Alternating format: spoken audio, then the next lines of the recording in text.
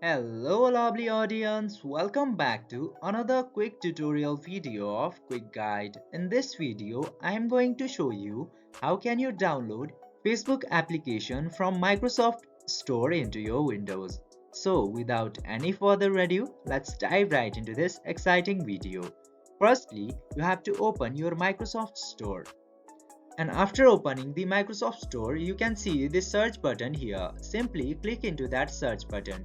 And after clicking to the search button, simply enter Facebook into the search tab and click to search. And after doing all that, you can see this Facebook application into here. Click into the application, and after clicking to the application, you can see this get button here. Click into that and your Facebook application will be installed shortly depending on your internet connection.